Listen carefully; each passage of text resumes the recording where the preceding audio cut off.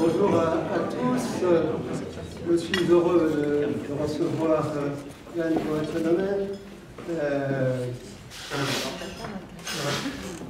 Donc vous savez qu'il a reçu le prix très prestigieux, le prix Turgot 2023, pour son livre avec son collègue.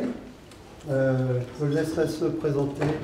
Voilà, comme ça, il dira l'essentiel sur ce qu'il fait avant d'être notre orateur. J'accueille particulièrement Philippe Herzog, qui est déjà intervenu ici, mon grand ami Philippe. J'ai coutume de dire, il se lève, il pense, il écrit, il corrige et il repense. Voilà. Vous comprenez que sa compétence économique permettra qu'il pose la première question et en même temps une petite intervention qui permettra à Yann éventuellement de répondre. Ce que je veux dire aussi, c'est que non seulement Yann est brillant, je l'ai connu au cercle, un cercle d'un de mes amis, et tout de suite nous avons sympathisé et il a accepté d'emblée d'être parmi nous. Je le remercie vraiment sincèrement et d'emblée je vous passe la parole, cher Yann. Merci beaucoup, cher Eric. C'est un plaisir d'être là avec vous ce matin. En fait, pour vous raconter un petit peu la genèse de ce livre, il y a déjà 3-4 ans, au départ, je souhaitais aussi faire un dictionnaire. Parce que je pensais que quand on fait un dictionnaire, d'abord, on a plus la chance de ratisser large et d'approfondir une question. Et puis surtout, c'est une marque de respect pour le lecteur à qui on n'assène pas un message tout fait. Voilà. Malheureusement, mon éditeur ne m'a pas suivi, d'autant que les PUF avaient déjà publié quelques années précédemment un dictionnaire des inégalités, donc ce n'était pas une option possible. Il a fallu prendre une optique différente. Comme le disait Eric, ce livre n'a pas été écrit seul. J'ai bénéficié de l'aide, de l'amitié, du courage et de la rigueur intellectuelle de mon co-auteur qui s'appelle Antonio de Lecha, qui est espagnol d'origine, mais qui a fait toute sa carrière à l'Union européenne comme économiste. Et c'est là que je l'ai rencontré à Washington comme un responsable de la mission économique de l'Union européenne à Washington. Et c'est un ancien conseiller économique de Romano Prodi quand il était président de la Commission. Et donc lui-même de sensibilité, je dirais, centre-gauche, et moi plutôt centre-droit. Et ça nous a permis de faire un livre qui est éminemment apolitique, mais qui, j'espère, est réaliste, courageux, pragmatique. Voilà. Et puis on a eu aussi l'aide de François Bourguignon, qui nous a fait une très belle préface. François Bourguignon, grand spécialiste des inégalités internationales, comme vous savez peut-être. Et puis, on a eu une postface de Philippe Aguillon. Je parlerai rapidement de certains des travaux de Philippe qui nous ont beaucoup inspirés. Hein, Philippe Aguillon, qui est professeur au Collège de France. Alors, en guise d'introduction, je voudrais vous rappeler une phrase qui est devenue assez fameuse de Thomas Paine. Thomas Paine, c'est un des pères fondateurs américains, donc il parlait il y a plus de 200 ans, évidemment. Et il disait, en gros, peu m'importe que certains deviennent très riches, à condition que personne ne devienne pauvre en conséquence. Bon. Ça paraît frapper du bon sens, et pourtant, ça pose beaucoup de problèmes dans une époque où les points de vue sur les inégalités sont assez extrêmes. Vous avez ceux qui disent, en gros, circuler, il n'y a rien à voir.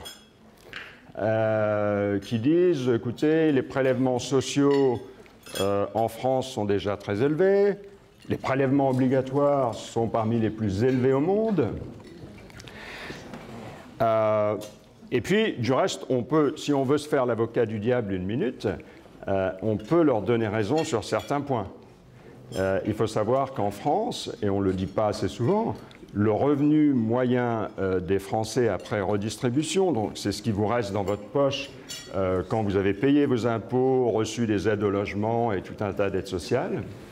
Ce revenu moyen, donc après redistribution, a augmenté de 50% en 40 ans. Ajusté de l'inflation, donc en euros et en francs constants avant la création de l'euro. Donc vous voyez, c'est quand même pas rien. Et puis, ce que mettent en exergue certains critiques de la lutte contre les inégalités, c'est le fait que finalement, l'aide sociale n'est pas très efficace. Hein, et vous savez qu'un tiers des ayants droit au RSA n'en font pas la demande. Il y a un petit problème, notamment un problème de ciblage. J'y reviendrai parce que c'est un point central du livre. Donc ça, je dirais, c'est la partie critique, hein, encore une fois, de la lutte contre les inégalités. Des gens qui brandissent toujours la notion de responsabilité individuelle et de mérite personnel. Hein. Le problème, malheureusement, c'est que cette liberté individuelle, cette responsabilité individuelle, ces mérites personnels sont écrasés sous une espèce de chape de plomb qui ne permet pas à une grande partie de nos concitoyens de s'exprimer librement et de s'épanouir dans leurs capacités personnelles. Hein. Et donc, vous avez toute une tranche de la population qui a le point de vue extrême, qui considère, et surtout les jeunes d'ailleurs, il y en a beaucoup ici aujourd'hui, qui considèrent que finalement, nous, vieux croutons, avons échoué à peu près sur tous les plans, sur le changement climatique, sur l'école, hein, qui ne réussit plus à servir d'ascenseur social, et que donc peut-être il faut supprimer, les Américains disent même canceler, hein, c'est pas un très beau mot, mais ça dit bien ce que ça veut dire. Il faut supprimer soit le capitalisme, soit la démocratie, soit peut-être les deux. Et donc là, ça devient quand même un petit peu inquiétant. Et ce que je vous propose, c'est d'approfondir la question pour qu'on évite cette espèce de passion qui embrase une certaine partie de la société. Alors, pour revenir à Thomas Paine, effectivement, peu importe que certaines deviennent très riches, il ne faut pas avoir peur, il ne faut pas porter de stigma contre la richesse, mais il faut quand même s'interroger sur les conditions d'acquisition de cette richesse, évidemment. Hein. Il y a une très grande différence entre un PDG qui s'est enrichi sur le dos de ses consommateurs avec un business qui est monopolistique, hein, et puis quelqu'un qui fait fortune, je ne sais pas moi, comme Steve Jobs avec Apple, en proposant des produits de qualité à un grand public. Bon. Et puis, il faut s'assurer aussi que cette richesse n'a pas créé des externalités, c'est-à-dire un dommage sans compensation, hein, pour faire simple, soit à des individus, soit à d'autres entreprises, soit à des pays même, hein, parce qu'il y a des pays qui, malheureusement, souffrent d'externalités apportées par certaines entreprises qui vont polluer, qui vont mettre en péril les générations futures, etc., etc. Et donc, pour moi, la richesse est acceptable si finalement elle est compatible avec la justice au sens le plus large dans toutes ses dimensions, et ce n'est pas seulement une question de revenus, de patrimoine, etc. Ça comprend ce qu'on appelle le capital humain, donc l'école et la santé, ça comprend votre qualité de vie, l'environnement dans lequel vous vivez, la quantité de bruit dans votre vie de tous les jours. J'ai été réveillé par un camion à 5h30 ce matin, je sais de quoi je parle. Voilà, tous ces aspects-là sont hautement multidimensionnels et informent sur votre qualité de vie générale dans la société. Et encore une fois, il ne s'agit pas de remettre en cause la responsabilité personnelle et les mérites, mais il faut simplement faire en sorte que chacun puisse s'épanouir et faire bénéficier de ses capacités à l'ensemble de la société. Hein, donc tout l'objectif du livre, c'est vraiment de trouver une voie d'équilibre entre, et c'est le sous-titre du livre, hein, conjuguer équité et efficacité dans un monde instable, c'est vraiment, l'objectif c'est vraiment de trouver un équilibre entre la recherche de la croissance et l'équité, c'est-à-dire la justice sociale la plus large possible. Alors, dans un premier temps, je vais faire une intervention en 3 parties, relativement courtes pour qu'on puisse discuter ensemble.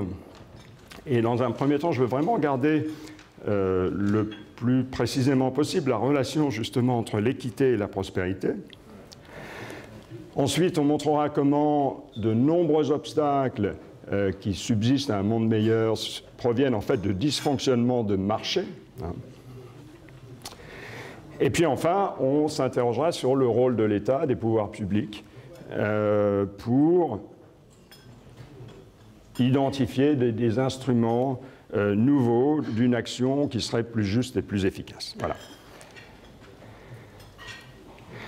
Alors, quel est le lien donc entre l'équité? Moi, j'aime pas tellement parler d'égalité parce que ça renvoie à des notions.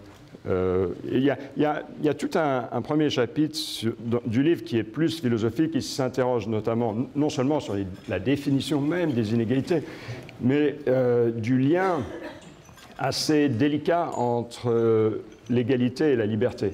Hein. Et donc, faire en sorte que quand on promeut l'égalité et la lutte contre les inégalités, on ne s'en prenne pas trop aux libertés individuelles, aux libertés, encore une fois, des entreprises ou d'autres pays. Hein. On y reviendra. Alors, ça va peut-être vous paraître surprenant, mais on sait aujourd'hui que les inégalités ont un impact négatif sur la croissance. Hein. Il y a plusieurs études académiques qui le montrent bien, et une étude du FMI il y a quelques années a vraiment clarifié les choses. Le débat n'était pas toujours très clair chez les économistes, je veux le dire, mais depuis quelques années au moins, on sait que ce rapport est négatif et qu'en plus, les inégalités sont un frein de plus en plus fort de la croissance quand la mobilité sociale est limitée. Donc plus la mobilité sociale est faible, plus les inégalités ont un rôle négatif sur la croissance. Ce qui est intuitivement crédible dans la mesure où la mobilité sociale rebat les cartes et lutte contre les inégalités. C'est pareil pour la pauvreté. Plus vous avez de pauvreté et plus votre potentiel de croissance est limité. Donc voilà, d'un point de vue de l'efficacité économique, il faut s'interroger. Alors vous allez me dire, il y a peut-être un paradoxe derrière tout ça, parce que si on regarde la situation des États-Unis, les États-Unis sont un pays très prospère, l'économie très dynamique, on a encore vu les chiffres de croissance la semaine dernière, et c'est en même temps un pays de très fortes inégalités, on le sait. L'Europe, si on contraste avec les États-Unis, est beaucoup moins inégalitaire, mais elle est aussi beaucoup moins efficace économiquement. Donc ça semble contredire ce que je viens de dire. Le problème, c'est qu'il ne faut pas comparer les États-Unis avec l'Europe, il faut comparer les États-Unis avec leur potentiel de croissance. D'accord ? Et là, ce qu'on voit finalement apparaître depuis quelques années, c'est tout un tas d'études académiques ou d'entreprises qui montrent qu'il y a pour parler français, un business case, c'est-à-dire tout un faisceau d'indications que plus d'équité, plus de diversité peuvent accroître le chiffre d'affaires des entreprises. Et une étude très intéressante qui est parue il y a quelques années qui montre que si on regarde la situation des Noirs américains aux États-Unis, ben, on a montré que si on remettait à niveau les Noirs américains en termes d'éducation, d'accès au logement, d'accès au crédit, au microcrédit pour les petites entreprises, etc., on pourrait augmenter le PIB américain de 1000 milliards par an. Pour mettre les choses en perspective, c'est 5% du PIB. C'est pas négligeable. Hein, oui. Des études similaires ont été faites pour l'industrie du cinéma. Mais vous voyez donc, on a de plus en plus d'indications que plus d'équité conduit à plus d'efficacité économique. C'est quand même une bonne chose. Alors vous allez me dire, est-ce que l'inverse marche aussi? Et là encore, on a des résultats très encourageants. Et c'est notamment, excusez-moi, tous les travaux de Philippe Aghion, là encore, qui montrent que l'innovation en particulier, toutes choses étant égales par ailleurs, a tendance à augmenter la mobilité sociale. Et il a montré ces causalités sur des exemples très particuliers aux États-Unis où il y avait un avant et un après. Et donc, on est au-delà de la corrélation habituelle. Et il a vraiment identifié des facteurs de causalité. Donc, c'est vraiment là la thèse principale du livre. Non seulement on peut résoudre les inégalités dans le cadre du capitalisme, du marché, hein, mais on peut rendre le capitalisme plus fort, plus juste, plus performant, tout ça en augmentant l'équité. Hein. Malheureusement, le marché lui-même est toujours au cœur des inégalités. Ce sera ma deuxième partie. Une première observation qui, moi, m'a beaucoup étonné quand on a écrit ce livre, c'est qu'en fait, beaucoup des inégalités qui existent entre individus viennent d'inégalités entre entreprises. Et vous avez tous lu dans la presse, et c'est en fait une erreur, que le rapport du salaire entre le PDG et l'ouvrier a tendance à exploser depuis 20-30 ans. En fait, c'est vrai pour le top 5 ou 10% des entreprises. Ce n'est pas vrai pour l'entreprise moyenne. Donc, si vous prenez une entreprise familiale, demandez autour de vous, eh ben, ce ratio est à peu près le même depuis des décennies. Hein. Donc, qu'est-ce qu'on observe? On observe une concentration du pouvoir de la performance économique. Pour vous donner une idée, 1% des entreprises dans le monde génèrent 67% des exportations. Les 2/3 des exportations dans le monde sont générées par seulement 1% des entreprises. J'ai mieux. 1% des entreprises possèdent 91% des brevets et même 98% des brevets les plus utiles, c'est-à-dire ceux qui vont être pris dans d'autres brevets, dans les papiers de recherche, etc. Parce qu'on peut faire des brevets sur n'importe quoi. Hein. Et donc 1%, 98%. Vous voyez l'extrême concentration du pouvoir économique. Hein. Il y a 25 ans, le rendement du capital, qui est la mesure phare de mesure de performance des entreprises, le rendement du capital il y a 25 ans, du top 10% des entreprises, il était 2 fois le rendement de l'entreprise moyenne. Donc si l'entreprise moyenne faisait du 7% par an, ben, le top 10% faisait 14%. Aujourd'hui, ce rapport est de 5 fois. Donc 7%, 35% pour les entreprises les plus performantes. Vous voyez, donc, ça devient deux mondes complètement différents. Hein. Et pareil pour les marges qui ont stagné depuis une vingtaine d'années pour la plupart des entreprises, sauf là encore pour un petit nombre d'entre elles. Vous voyez ? Alors, tout n'est pas forcément pathologique là-dedans. Il y a peut-être une rationalité de marché, on peut peut-être trouver de bonnes excuses à ce qu'il y ait une espèce de rationalisation, de concentration de certaines entreprises pour nous donner des services plus efficaces, des prix plus bas, etc. etc. Bon. Mais en fait, nous, ce qu'on a identifié, c'est quand même deux types de facteurs négatifs.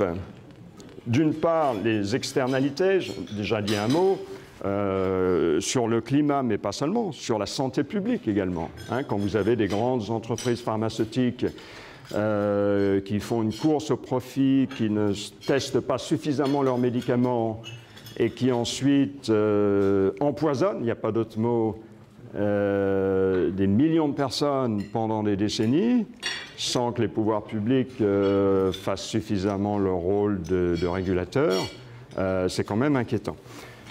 Autre exemple, le dumping social. Il y a eu un cas récemment aux États-Unis de travail d'enfants aux États-Unis. Dans une filiale de Blackstone, le fonds de private equity de Steve Schwarzman. Alors je ne pointe pas du doigt forcément, mais enfin, il avait une filiale où une entreprise de nettoyage employait des enfants. Et voilà, ça se passe au XXIe siècle dans la première économie du monde. Hein. L'autre force négative qui explique cette concentration économique, c'est que les rentes excessives qui sont perçues par certaines entreprises. Qu'est-ce que je veux dire par rente excessive? C'est l'équivalent finalement de ce qu'on appelle dans le livre un impôt privé. Vous avez l'impôt officiel, vous avez la redistribution officielle du top 1%, donc le patron en gros vers le reste de la société. Nous, ce qu'on a mesuré, c'est qu'en fait, cette rente perçue par les entreprises par des prix plus élevés, par exemple, aux consommateurs, cette rente, en fait plus que compenser la redistribution officielle. D'accord ? Donc, on verse des miettes au bon peuple, et puis inversement, on se remplit les poches encore plus avec des manipulations de marché, il faut bien l'appeler comme ça. Et donc, il faut repenser notamment les politiques de concurrence qui ne sont plus tellement adaptées au monde d'aujourd'hui, puisque beaucoup de services sont gratuits, comme vous savez, notamment les services des GAFAM, qui jouent beaucoup sur nos données, qui sont ensuite exploitées par la publicité. Donc, les ressources des GAFAM, c'est essentiellement des ressources publicitaires. En utilisant des données qui ne sont pas monétisées, si vous voulez, dont on ne nous demande pas notre avis, ou alors on nous demande de cocher une case au bout d'un document de 100 pages, et comme on nous le demande 10 fois par jour, on finit par dire oui sans regarder ce qu'on signe. Voilà. Donc repenser la politique de concurrence, et puis aussi, d'un point de vue fiscal, essayer d'aller plus loin dans la lutte contre l'évasion ou l'évitement fiscal. Ce n'est pas forcément illégal, mais ça peut être de l'optimisation fiscale qui va loin. On estime que 1 000 milliards de dollars de résultats d'entreprise sont en fait isolés dans les paradis fiscaux. Donc on peut aller plus loin.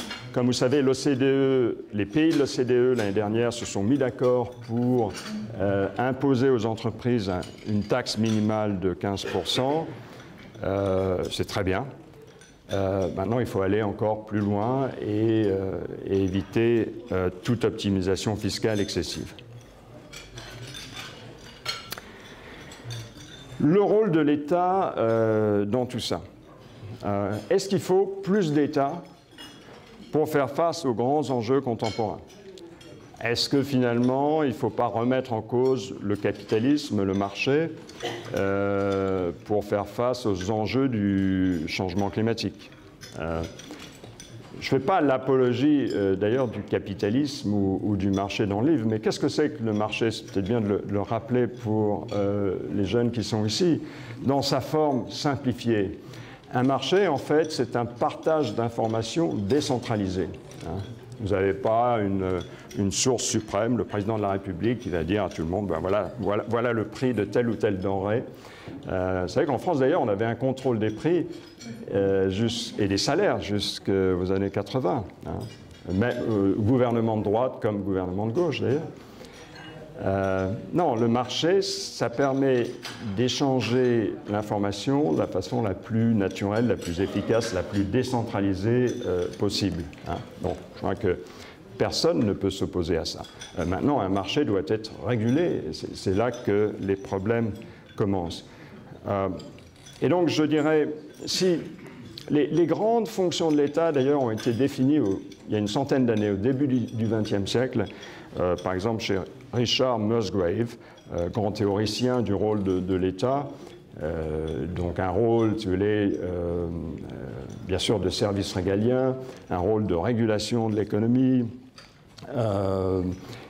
etc., etc. Et un rôle macroéconomique qui est assuré de plus en plus maintenant par les banques centrales indépendantes. Je ne crois pas qu'il faille revenir sur ce modèle, sauf peut-être dans le cadre du changement climatique, parce que là où l'État doit intervenir, c'est notamment sur le prix du carbone. Le prix du carbone, c'est quoi au fond? C'est un objectif de réchauffement climatique. On aurait voulu que ce soit 1,5 degré d'ici 2050 à peu près. On sait maintenant qu'on va rater cet objectif, c'est une catastrophe, mais enfin bon, on est là à prendre un bon petit déjeuner sous des dorures, mais on est un peu sur le pont du Titanic. On va essayer peut-être de passer un objectif de 2 degrés. Hein. J'espère qu'on pourra s'y tenir. Donc ça, c'est aux scientifiques de nous dire ce qu'on peut faire. Et ensuite, on doit inférer un prix du carbone qui est compatible avec cet objectif et qui ensuite crée toutes les incitations nécessaires pour tous les acteurs. Le problème aujourd'hui, c'est que le prix du carbone est beaucoup trop bas. Il est monté au-dessus de 100 $ la tonne pour redescendre un petit peu depuis. Mais enfin, les spécialistes considèrent qu'il faudrait en fait soit 400 $ ou quelque chose comme ça.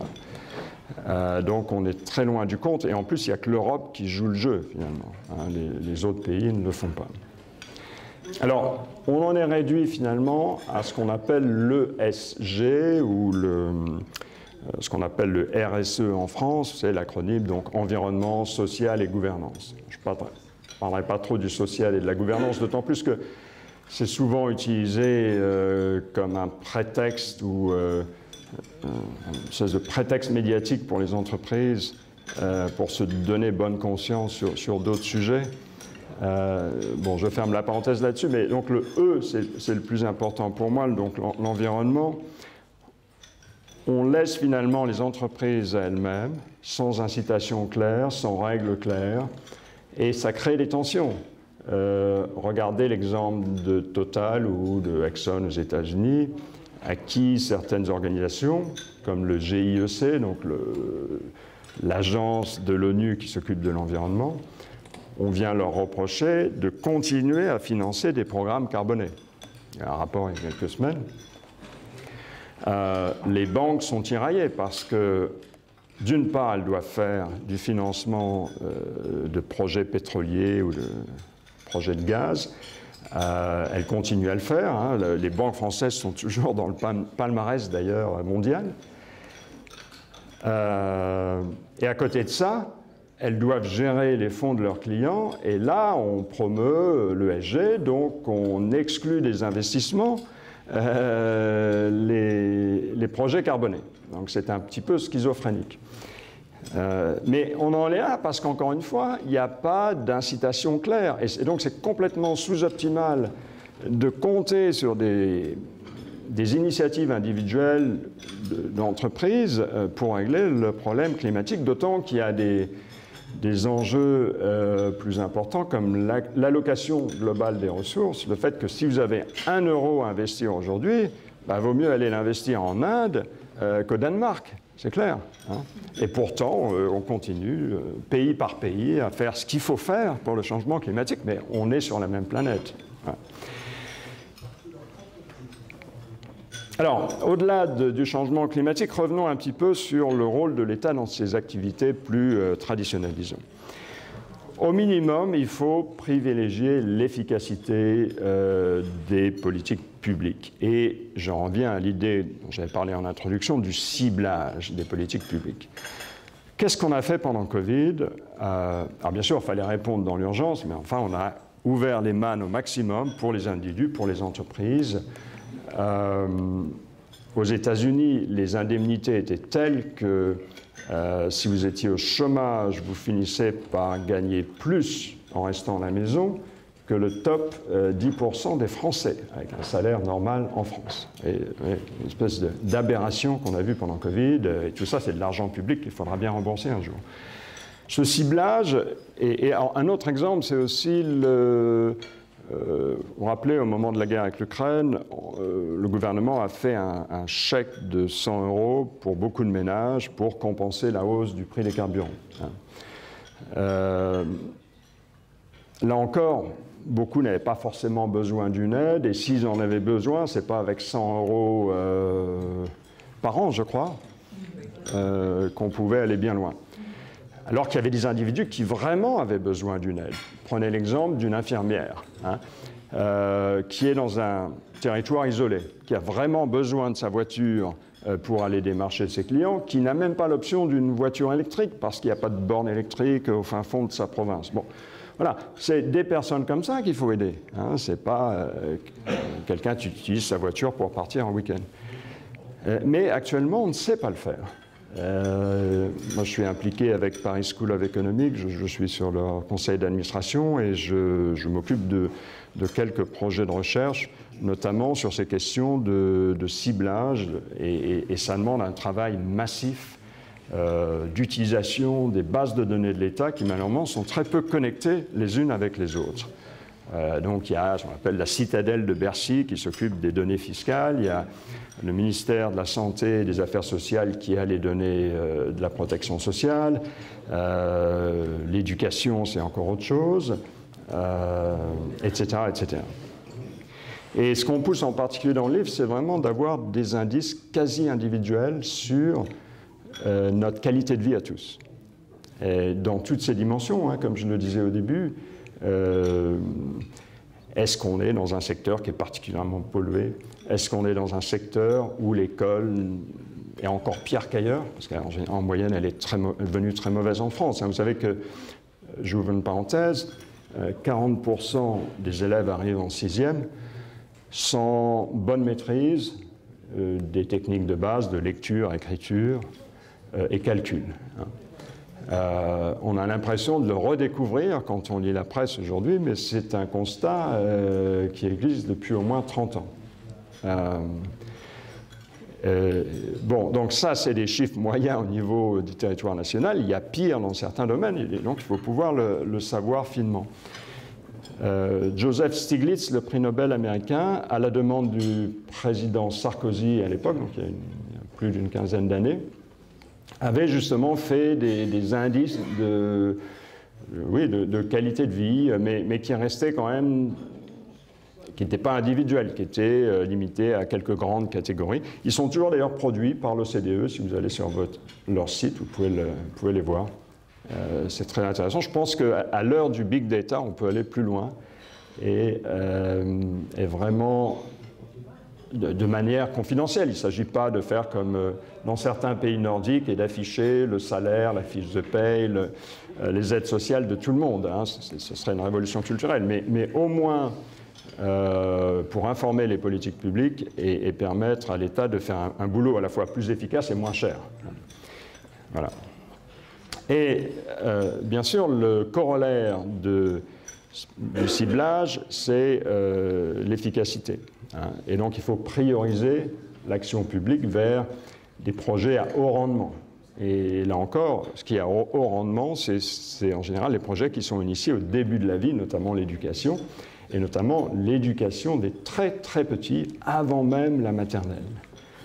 J'ai fait un événement, j'ai organisé un événement à New York récemment pour un autre prix Nobel qui s'appelle James Heckman, qui a travaillé sur la petite enfance et qui a calculé des rendements de cet investissement initial tout au long de la vie, et montrait que ces jeunes étaient plus diplômés, ils avaient gagné plus, 15% en moyenne tout au long de leur vie. Ils allaient aussi avoir des familles beaucoup plus stables, moins de problèmes psychologiques, moins de problèmes de drogue, etc. etc. Donc c'est vraiment des situations gagnant-gagnant. À l'autre extrême, vous avez les sans-abri. Alors là, je vais vous donner les chiffres de la France sont un peu moins effrayants. Je vais vous donner ceux de New York. Un sans-abri coûte à peu près 30 000 $ par an, donc à peu près 30 000 €, c'est la même chose, à la ville de New York. Il y en a 65 000, dont un tiers d'enfants. Et donc ça fait, si vous faites le calcul, je le fais pour vous, ça fait à peu près 2 milliards à la louche. 2 milliards par an, vous imaginez combien de salaires d'enseignants, de pompiers, de policiers vous pourriez employer avec une telle somme. Et bien sûr, ça ne fait rien en termes de reclassement de ces déclassés. 30 000 $, ça paraît beaucoup. Là encore, ce serait un beau salaire en France. Mais en fait, vous faites le calcul, 30 000 divisé par 365, ça fait moins de 100 $ par jour. Le moindre lit dans un centre d'hébergement, plus 2 ou 3 repas, vous faites le calcul. New York est une ville chère. C'est pas trop étonnant. Donc ça, c'est l'autre extrême. On doit, bien sûr, en tant que société moderne et humaniste, s'occuper de ces gens déclassés. Mais enfin, il est bien tard dans le cycle de vie et il aurait mieux fallu s'en occuper quand ils étaient plus jeunes. Et le rendement aurait été bien supérieur pour la société. Et donc, nous, ce qu'on pousse, c'est vraiment une révolution de l'action publique, grâce notamment aux données massives, ce qu'on appelle le big data, et l'intelligence artificielle, pourquoi pas. Tous ces outils sont déjà utilisés par la publicité pour nous cibler. On va chercher la ménagère de 50 ans dans telle zone géographique, avec tel niveau de diplôme, etc. On peut faire tous ces ciblages de manière très fine en publicité.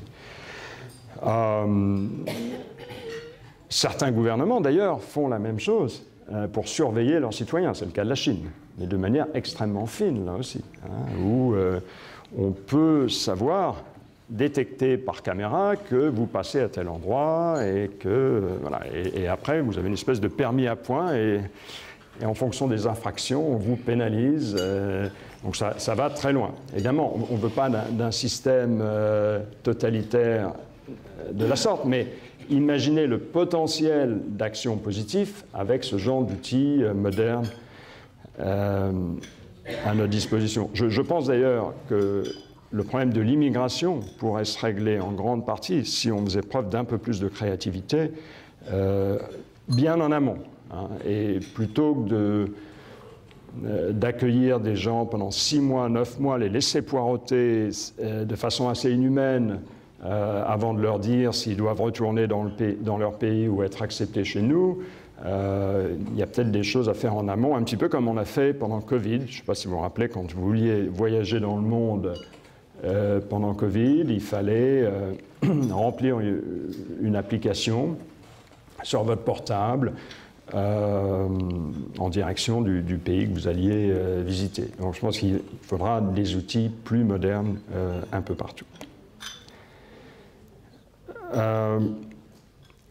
Et puis, je pense qu'il faut remettre à plat complètement le système socio-fiscal, c'est-à-dire à la fois les impôts qu'on paye, les aides sociales qu'on reçoit, parce que, encore une fois, comme je le disais au début, le système n'est ni juste ni efficace, là encore, et c'est pour ça que nous, on recommande de supprimer la plupart des niches existantes. Le problème, c'est que j'étais à l'Assemblée nationale il y a 2 jours, on continue à créer de nouvelles niches en disant que les nouvelles sont bien meilleures que les précédentes. Et le problème des niches fiscales, c'est pas tant que les politiques aiment bien dire que dans chaque niche, il y a un chien méchant, mais c'est pas vraiment ça le problème. Le problème, c'est que c'est des dispositifs pérennes qu'on ne peut pas supprimer du jour au lendemain. Par exemple, les plans en direction de l'immobilier, on ne peut pas les arrêter. C'est des plans sur une décennie ou des choses comme ça, on ne peut pas les arrêter du jour au lendemain. Donc ça c'est un gros problème parce que finalement, ça crée des tas de distorsions économiques. Et le gros de nos propositions, c'est de passer à un revenu universel, mais pas isolé et pas en budget supplémentaire de l'État, mais en remplacement d'aides existantes, et un revenu universel appuyé sur un impôt négatif qui incite à travailler davantage.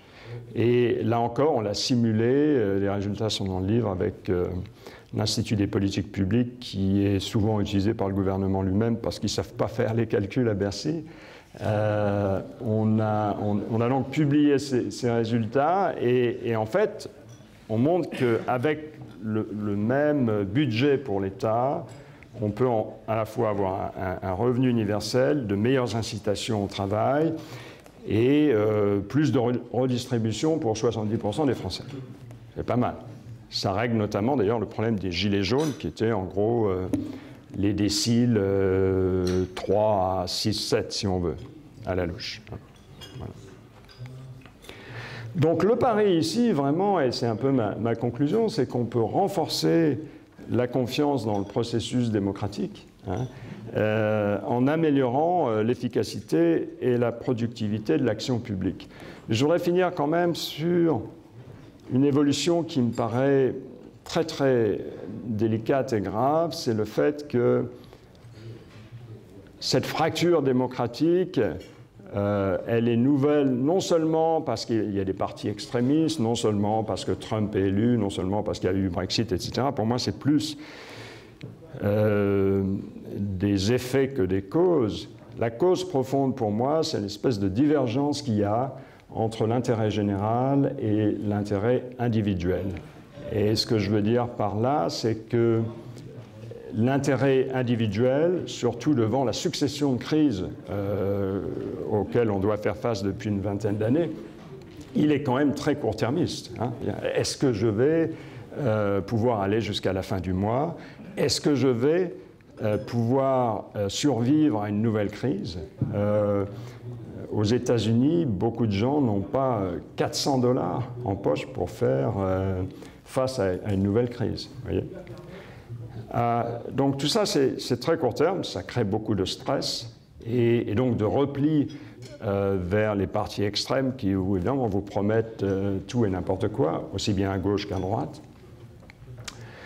L'intérêt général, lui, c'est-à-dire l'intérêt commun de nous tous, du bien commun, il est de plus en plus tourné vers le long terme parce que il nous faut régler la crise climatique, et ça, bien sûr, c'est le long terme. Il faut régler la crise des retraites. La raison pour laquelle on n'a pas pu avoir un vrai débat sur les retraites dans ce pays, c'est parce que c'est quand même des objectifs lointains pour beaucoup de gens qui se préoccupent du court terme, etc., etc. Et je crois qu'il faut trouver des outils qui permettent de réconcilier ces deux objectifs. Et il nous est apparu que le revenu universel, justement, est une bonne solution parce qu'il permet à tout le monde d'avoir suffisamment de confiance dans l'avenir. J'aurai un filet de sécurité pour me projeter dans l'avenir. Et donc, ayant moins peur du lendemain, je serai peut-être plus susceptible d'accepter des arbitrages de long terme de mon gouvernement. Ce n'est pas une solution miracle, mais au moins ça va dans la bonne direction de cette espèce de fracture profonde qui existe dans tous les pays. Voilà. Donc je terminerai là-dessus, et puis bien sûr, je serai heureux de répondre à vos questions.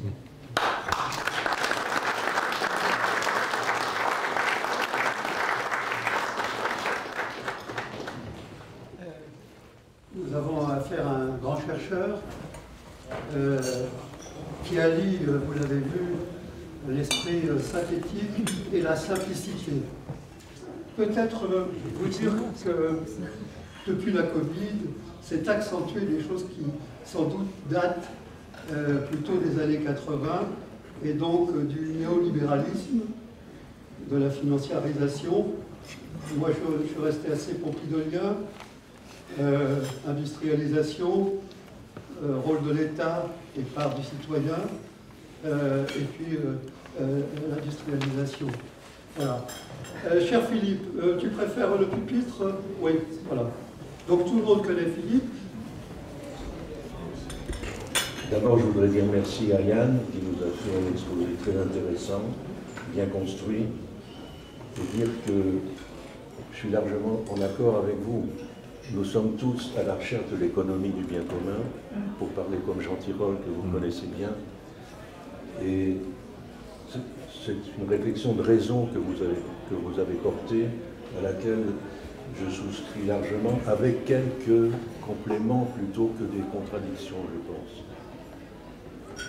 Donc vous me permettrez quelques mots sur votre exposé. Vous êtes parti de la question du lien entre démocratie et capitalisme. C'est quelque chose de fondamental. Démocratie et capitalisme se sont formés en même temps, l'un dépend de l'autre, et nous sommes conscients, je crois qu'aujourd'hui, la façon dont le capitalisme fonctionne ou dysfonctionne plutôt, pose des problèmes à la démocratie.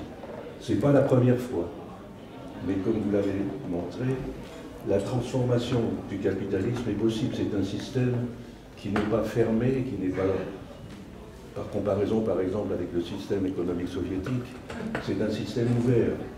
Mais la transformation, c'est un travail social et politique intense et difficile. Il y a eu une grande transformation après les guerres mondiales au XXe siècle, qui ont rappelé l'intervention d'État, je veux le souligner quand même. Donc il faut corriger le marché, mais aussi ça implique de l'intervention d'État. La démocratie est en jeu dans la transformation d'un capitalisme susceptible de traiter en profondeur la question des inégalités. Deuxième point que je veux souligner, le cœur du problème, et c'est très important, c'est très très important, vous dites, plus encore qu'une question d'inégalité entre les revenus, vous en avez peu parlé finalement quand même, vous avez parlé des fortunes, mais c'est les inégalités entre les entreprises. C'est deux mondes à part, les GAFAM et les petites et moyennes entreprises, et même une part même de grandes entreprises nationales, c'est deux mondes à part. Ça, c'est nouveau. Un article de Financial Times récemment disait « Jamais l'écart entre le capital et le travail n'a été aussi profond ». On croirait que c'est du Marx, pratiquement. Elle préférait à Marx, d'ailleurs, c'est un écart monstrueux. Et ça crée des violences sociales. La revendication de revenir à un impôt sur la fortune financière peut-être ne reflète pas une analyse en profondeur, mais en tout cas témoigne d'une sorte de rage ou de colère sociale par rapport à ce problème du monde désarticulé entre le monde du travail et la sphère du capital financier hypertrophié. Troisième point, vous avez parlé de Paine, j'ajouterai John Rawls. Dont je parle beaucoup dans le livre, j'aurais dû en parler, mais... qui a prolongé et amélioré peut-être d'une certaine façon ces réflexions en disant il faut que les inégalités sont acceptables autant qu'elles ne s'accompagnent pas d'exclusion sociale, et donc l'insertion des personnes vulnérables est un principe fondamental pour l'acceptation des inégalités.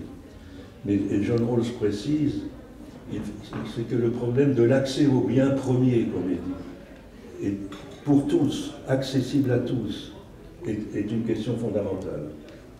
Si chacun accède à des biens premiers, éducation, santé, habitat, accès même à l'électricité ou des choses de genre, on doit étendre le champ.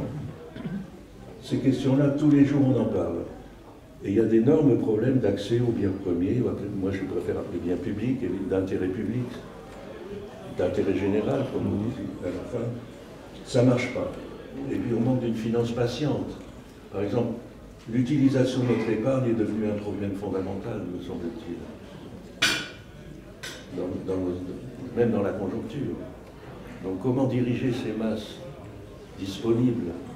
Comment inciter les banques à aller vers des investissements de long terme, enfin les fonds d'investissement, je préférerais dire, ce sont des problèmes essentiels qui sont négligés.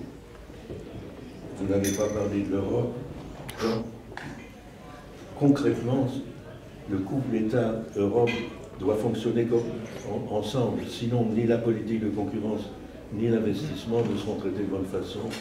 Et dans tout programme politique, il faudra que nos dirigeants essaient de montrer en quoi une politique intérieure acceptable doit s'accompagner d'une toute autre action au niveau communautaire où les défaillances sont notoires. On ne peut pas traiter des inégalités correctement lorsqu'on est un espace essentiellement compétitif au niveau de l'Union européenne et qui n'arrive pas à traiter ces problèmes de dette et d'investissement. Voilà ce que je voulais dire. Et mon dernier mot, c'est qui rebondit sur la fin chez vous. l'impuissance des gens par rapport au fonctionnement du capitalisme est devenue une source de souffrance, mais de rage ou de colère, que je ne partage pas du tout, évidemment, mais moi je ne fais pas partie des gens d'en bas. Mais on peut comprendre le non-traitement des problèmes que vous évoquez conduit aux violences que nous déplorons tous. L'individualisme, ça existe, mais le dysfonctionnement de la démocratie et du capitalisme aussi, et on pourra ramener les gens qui sont en colère vers la participation au choix collectif au prix de réponse aux questions que vous avez posées.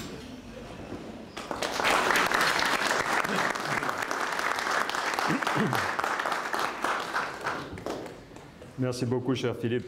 L'Europe, oui, je n'ai pas dit un seul mot sur l'Europe, je crois, ou vraiment en diagonale, et c'est dommage parce que il y a 6 chapitres consacrés à l'Europe dans le livre, et puis au-delà de ça, l'Europe est présente partout, à la fois dans sa dimension sociale, politique, de questions de gouvernance, avec l'application du principe de subsidiarité, où on essaye de prendre des décisions au niveau le plus local possible, et de réserver l'échelon d'en haut pour les problèmes les plus essentiels. Peut-être que je vais développer 2 points. L'un sera sur l'innovation et l'Europe, justement. Et le premier, je voudrais revenir sur la critique historique du capitalisme. Vous parliez de l'après-guerre et des grandes réformes sociales qu'on a fait à ce moment-là. Il y a un chapitre du livre qui analyse le bilan du président Roosevelt sur le New Deal. Et je crois qu'au fond, le New Deal a beaucoup à nous apprendre encore aujourd'hui. Au-delà du fait que le New Deal a été un compromis avec quand même une frange du Congrès qui était extrêmement conservatrice, y compris dans le parti démocrate du président. Et donc tout n'est pas parfait. Il y avait encore une ségrégation ignoble, et c'est seulement dans les années 60 qu'on verra de vraies avancées. Mais comme vous savez, on n'est jamais sorti des problèmes. Et la justice américaine, c'est triste à dire, mais marche encore à 2 vitesses. Et on en parle dans le livre abondamment. Moi, ça m'a vraiment surpris en regardant de près, parce que c'est quand même la première démocratie au monde et un système qui est supposé être efficace. Mais il y a vraiment une justice qui est très différente. Sur le même crime, suivant que vous êtes blanc ou noir, vous avez une peine qui est très différente. Mais bon, tout cela dit, le New Deal est quand même un bon exemple, je crois, d'équilibre de l'action publique. Les années 30, donc après la crise de 29, ont été une grande... D'ailleurs, je faisais allusion aux travaux de Musgrave sur le rôle de l'État. Tout ça, c'est venu après la crise de 1929 parce que on a remis en cause beaucoup de dogmes, essentiellement d'inaction, le dogme du laisser-faire finalement. Et Roosevelt et son gouvernement ont vraiment réussi à lancer les premières régulations sur la corruption, sur... alors il y avait des lois sur la compétition des entreprises depuis le début du siècle, mais enfin on est allé plus loin contre la corruption, contre les délits d'initiés. La SEC a été créée dans les années 30. Et je crois que ce qui a été mieux fait aux États-Unis qu'en Europe, c'est justement le dirigisme. On pouvait améliorer le rôle de contrôle et de régulation de l'État sans pour autant trop contrôler le fonctionnement des agents économiques, ce qui est un petit peu le reproche qu'on continue à faire au gouvernement européen et bien sûr français aujourd'hui. Donc il y a une question d'équilibre qui, il me semble, a été mieux trouvée aux États-Unis, toutes choses étant égales par ailleurs. Et ce qui est intéressant aussi, c'est qu'il y a une vieille tradition de critique du capitalisme qui s'est faite en fait dès le début du capitalisme, donc dès le milieu du XVIIIe siècle, si vous voulez, ou la fin du XVIIIe siècle. Et quand vous regardez des gens comme Montesquieu, Diderot ou Jefferson aux États-Unis, ils sont très alignés sur le risque d'un travail salarié qui se transforme en nouvel esclavage, d'une explosion des richesses qui déstabilise la société. Donc il faut un esprit de modération des richesses qui existe depuis l'Antiquité. Il y a de vraies expériences de démocratie dont on parle dans le livre. C'est assez fascinant à étudier. En Mésopotamie, par exemple, 5000, 6000 ans, qui n'étaient pas des démocraties qui fonctionnaient de manière moderne avec des élections, mais où il y avait suffisamment de délibération, de choix des dirigeants, justement, qui réfrénaient l'explosion des richesses et en tout cas limiter l'accès du gouvernement aux plus riches. C'est ce que faisaient d'ailleurs les villes italiennes, disons, au Moyen-Âge et pendant la Renaissance. À Venise, le processus d'élection était extrêmement complexe, une espèce de dizaine d'étapes pour sélectionner les dirigeants, et là encore, on évitait que ce soit toujours les mêmes qui profitent du système. Voilà, donc une vieille critique du capitalisme des deux côtés de l'Atlantique. Pardon, j'ai l'impression qu'Éric s'impatiente, je vais aller un peu plus vite. Il y a une ou deux. Absolument. Alors, rapidement sur l'innovation, pour revenir à Guillaume, et justement dans sa dimension européenne, aujourd'hui, il y a un très gros problème en Europe parce qu'on est très nettement à la traîne des États-Unis et maintenant de la Chine. La Chine qui, par ailleurs, a des tas de problèmes de gouvernance et pourrait très bien avoir des crises significatives dans le court et moyen terme, mais dans le long terme, elle investit beaucoup dans son avenir. Et si on regarde les dépenses en recherche et développement dans le secteur de technologie de pointe, eh bien, c'est 5 fois plus aux États-Unis qu'en Europe. 250 milliards par an aux États-Unis, 50 milliards en Europe. Et donc, il va falloir se réveiller parce que non seulement il y a une recherche qui se fait dans les entreprises purement technologiques, mais la technologie finit par imprégner tous les autres secteurs. Prenez le cas des voitures. On est passé des voitures traditionnelles avec moteur à explosion à des voitures électriques qui incluent de plus en plus d'électronique et d'intelligence artificielle pour, en gros, se conduire elles-mêmes. Ce n'est pas encore complètement au point, mais on va très vite y arriver. Et comme vous savez, la Chine a déjà cessé d'acheter des grosses berlines allemandes. C'est-à-dire que nos petites voitures médiocres françaises seront achetées encore moins. Donc il y a vraiment un gros problème et on risque de perdre des pans entiers de notre industrie et donc de notre pouvoir économique et donc de notre pouvoir politique, de notre pouvoir d'influence sur le reste du monde. Voilà, donc ça c'est vraiment quelque chose sur lequel il faut se réveiller. Avec un autre co-auteur, je publie une grande étude là-dessus qui va paraître dans la revue Commentaires de décembre, dans un mois. Donc si ça vous intéresse, vous pourrez le lire à ce moment-là. Tout d'abord, bonjour à tous. Merci beaucoup pour votre conférence. Nous voulions vous demander ce que vous pensiez des réflexions de Gabriel Zucman, qui propose une taxe exceptionnelle de 2% sur les milliardaires. Est-ce que cela vous paraît être une mesure populiste ou bien nécessaire économiquement et qui aurait la force d'un symbole, sachant qu'elle rapporterait selon lui 40 milliards de dollars? Merci.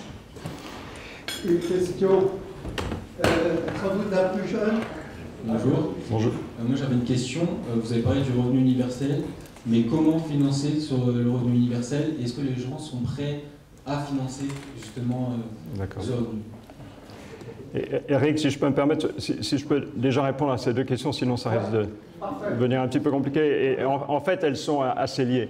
J'aime beaucoup le travail de Gabriel Zucman, qui est d'ailleurs un collègue à Paris School of Economics. Maintenant, il est revenu des États-Unis.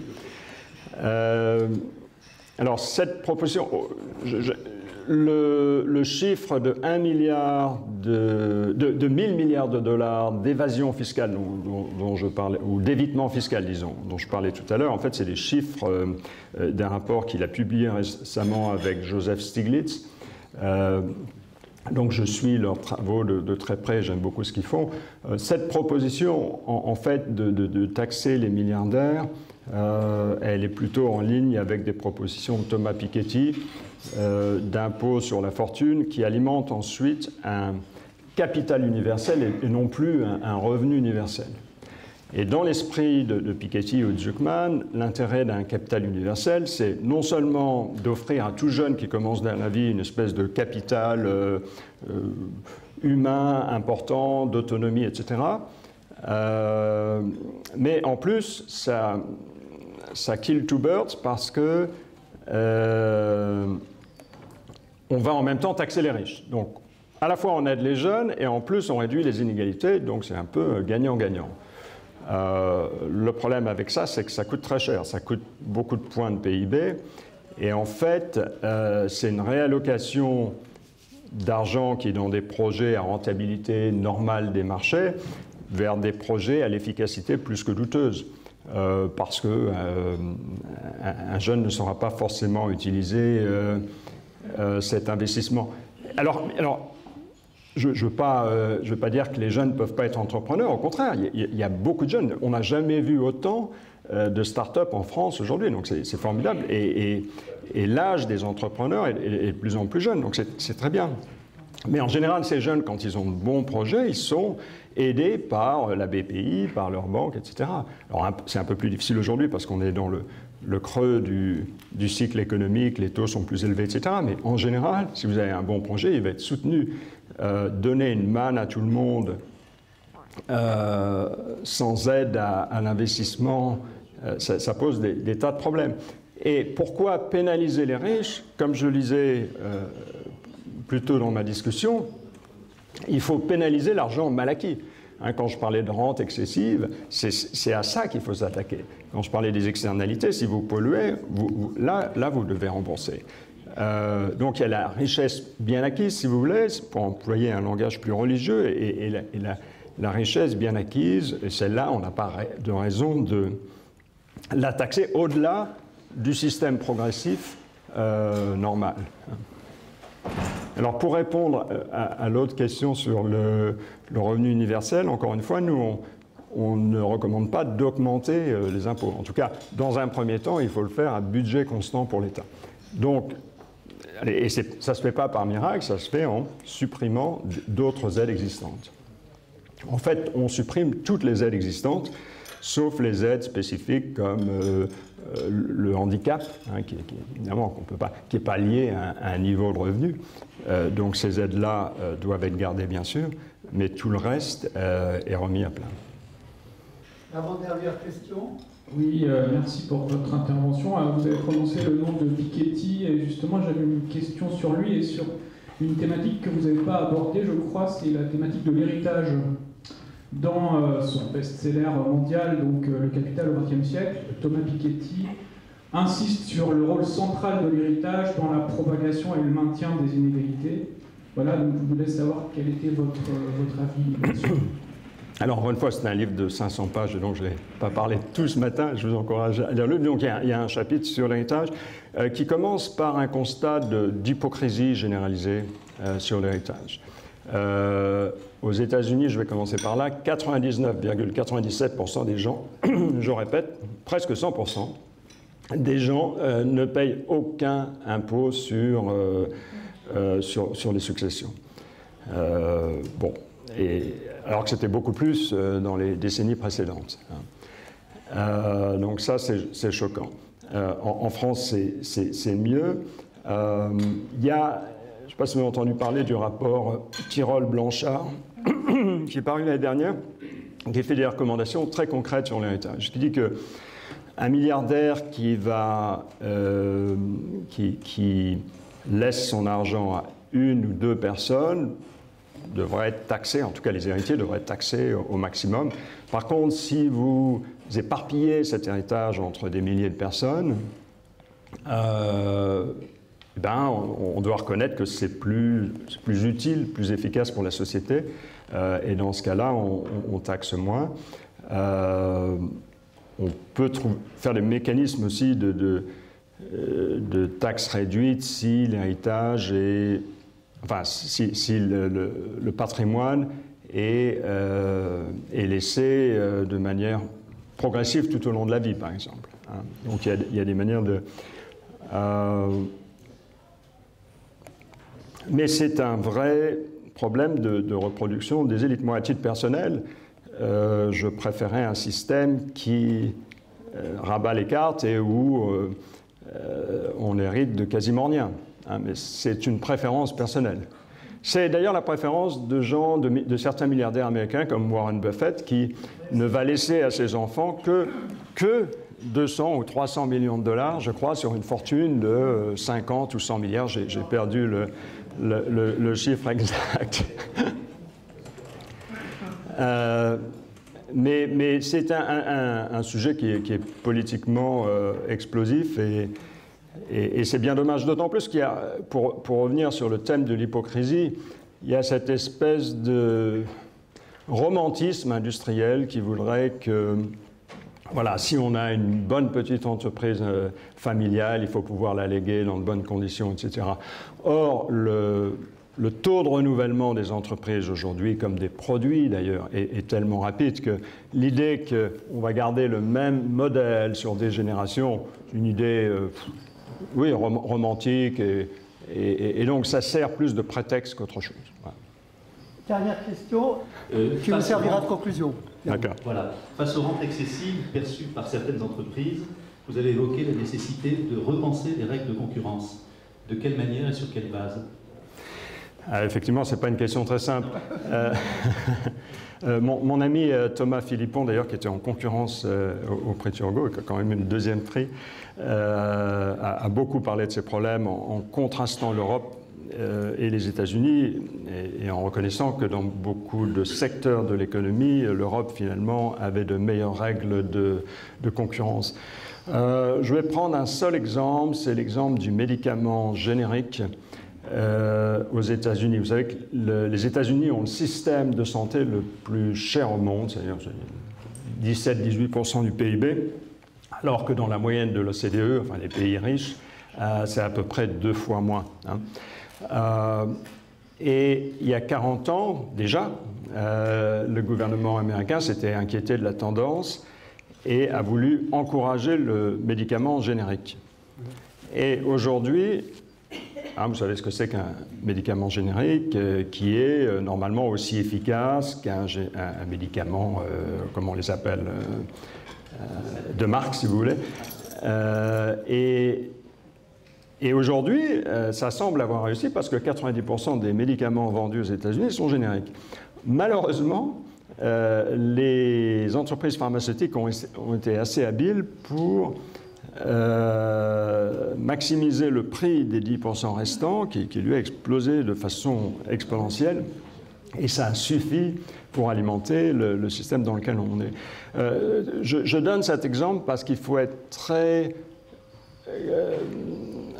il faut faire très attention quand on calibre ce genre de modèle, parce qu'une intention raisonnable peut avoir des conséquences graves, et donc il faut pouvoir dynamiquement corriger le tir.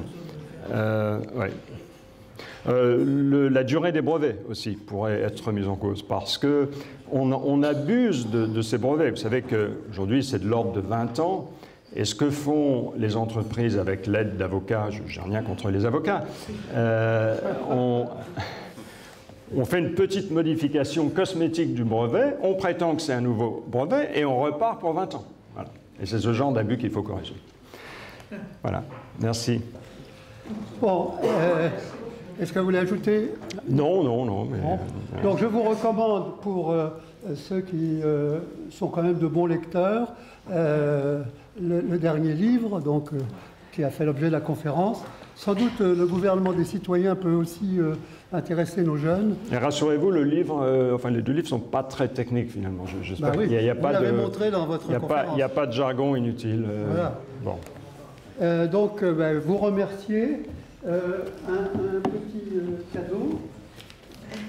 Remerciement. Merci beaucoup. Voilà. Merci beaucoup. Et donc vraiment, sincère remerciement, cher Yann. Les applaudissements.